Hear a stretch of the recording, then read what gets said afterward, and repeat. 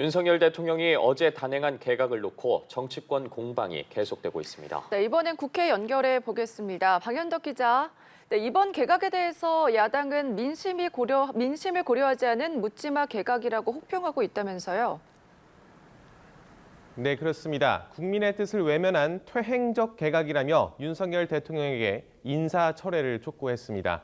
특히 비판 공세는 신원식 국방부 장관 후보자에게 쏠렸습니다. 민주당은 전광훈 목사 태극기 집회 등에서 내놓은 신 후보자의 강경 발언들이나 12.12 쿠데타를 옹호했다는 논란 등을 문제 삼았습니다. 전두환 세력의 부활, 하나회의 부활이냐는 국민적 분노가 큽니다.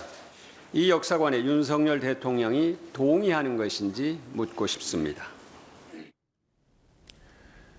이에 대해 신 후보자는 오늘 국회에서 기자들과 만나서 자신의 발언이 왜곡됐다며 쿠데타를 옹호한 건 아니라고 해명했습니다. 민주당은 유인촌 문체부 장관 후보자에 대해서도 이명박 정부 때 문학의 블랙리스트를 관리한 의혹 등이 있다고 날을 세웠습니다. 네, 그렇다면 여당 반응은 좀 어떻습니까? 네, 국민의힘은 민주당이 또 발목을 잡으려 한다고 비판했습니다. 여당보다 의석수가 더 많다는 점을 악용해서 국정 방해자 노릇만 급급하다는 겁니다. 해임, 탄핵, 특검 이런 것이 거대 야당 민주당의 전매 특허가 되어버렸습니다. 특히 민주당이 국방장관 탄핵을 추진하면서 북러 무기 거래 정황 등 비상한 상황에서 안보 공백을 만들고 있다고 주장했습니다.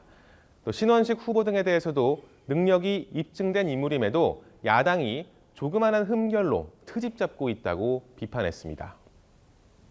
네, 한편 이른바 허위 인터뷰 의혹을 둘러싼 공방도 이어지고 있죠. 네, 그렇습니다. 국민의힘은 오늘 여러 당 회의에서 이번 사안의 민주당 배후설을 집중 제기했습니다. 뉴스타파의 보도가 나오기 전부터 민주당 수뇌부가 문제의 녹취 속 윤석열 당시 후보 관련 내용들을 공개적으로 언급한 바 있다는 겁니다. 반면 민주당은 오늘 검찰의 뉴스타파와 JTBC에 대한 압수수색에 대해서 총선을 앞둔 방송 장악 시도의 연장선 아니냐고 비판했습니다. 한편 민주당은 오늘 의총에서 선거제 개편 방향과 국방장관 탄핵 추진 여부를 논의했는데 결론은 내리지 못했습니다. 지금까지 국회에서 전해드렸습니다.